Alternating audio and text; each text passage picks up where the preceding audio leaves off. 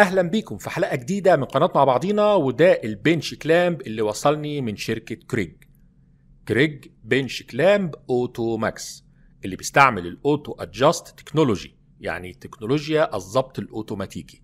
خلينا الاول نفك العلبه نطلع كل الاجزاء اللي فيها.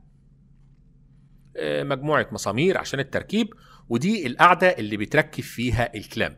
فمفروض اننا هنركبها اول حاجة في البنش بتاعنا بحيث تكون على نفس السوى بتاع البنك. فان شاء الله هنشوف طريقة جميلة لتركيبه.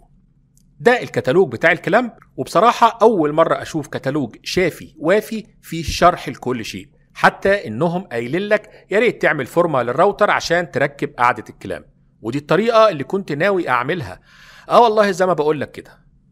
وكمان بيجي معاه مسامير بصواميل انسيرت لوك، يعني لما بتتربط مش بتتفك بالاهتزاز. هنستعملها في تركيب القاعدة بالبنك. ده مكان مناسب من الأطراف بتاعة البنك. هنركب القاعدة هنا. هنجيب 4 سدايب من بواقي الخشب عندي، وهنركبهم حوالين القاعدة بتاعة الكلام بحيث يكونوا محاوطين ليها تماما.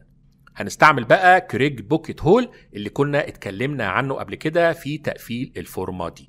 هنعمل ثقب واحد في كل خشبة، كفاية، مش محتاجين اكتر من كده.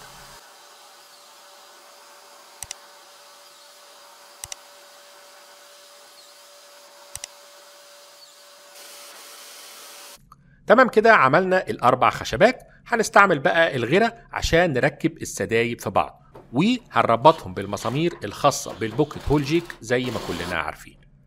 تمام كده، الفورمة اتقفلت وزي الفل ماسكة على القاعدة الصلب، يبقى مقاسها صح الصح.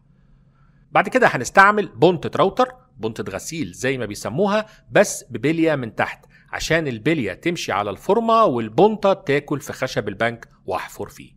نركب البونتة في الراوتر ونقيس المقاس المناسب اللي مساوي لعمق القاعدة بتاعة الكلام. نختار المكان بتاع القاعدة ونثبت الفورمة في البنك بكذا قمطة ونبدأ الحفر بالراوتر. لازم نشكر الشخص اللي اخترع الراوتر لأنه من أعظم الأجهزة في شغل النجارة، واللي أعظم منه إنك طالما وصلت للجزء ده من الفيديو يبقى أنت بتعترف إننا نستاهل تشترك معانا في القناة لو كنت مش مشترك. وطبعا ما تنساش تدعم اخواتك باللايك والشير عشان دايما نتقابل على خير. وشكرا لذوقك جدا.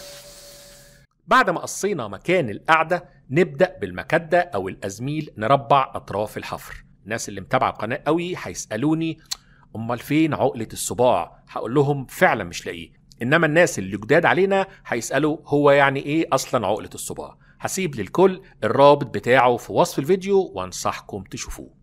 تمام كده، نظفنا المكان والقاعدة بتدخل شحط. هنعلم بقى مكان فتحة دخول مسمار الكلامب، وهنحفر العمق بالراوتر عشان لما راس المسمار دي تدخل تلاقي مكان تمشي فيه. فهنستعمل الحرف الدليل ان انا اعمل مكان لراس المسمار.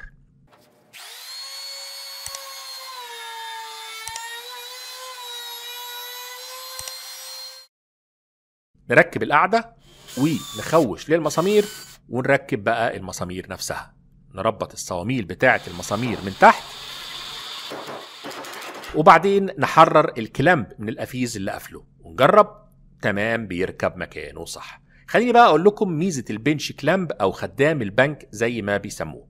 اول ميزة فيه انه بيلف 360 درجة، يعني لما بدخله مكانه بقدر اربطه في اي اتجاه مش هتفرق معاه.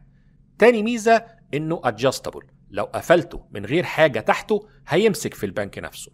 لو حطيت خشبة 18 ملي هيقفل برضو عليها وبقوة، ولو حطيت خشبتين بقوا 36 ملي برضو هيقفش عليهم. لو زودت 18 ملي برضو هيقفل اوتوماتيكي. فانا بقى لما اجي مثلا اجمع خشبتين في بعض بالمسامير هقفل عليهم بالكلامب، هيخليني اقدر اربط المسامير بسهولة لانه قافل عليهم بقوة. واخر ميزة ان فيه مسمار بقدر ازود او اقلل قوة الضغط بتاعة الكلامب على الحاجة اللي بمسك فيه. هسيب لكم كالعادة في وصف الفيديو كل الروابط اللي هلاقيها واللي توصلك للبنش كلامب الخاص بشركة كريج. مش هوصيكم بقى على اللايك والشير، وان شاء الله نتقابل على خير. سلام عليكم.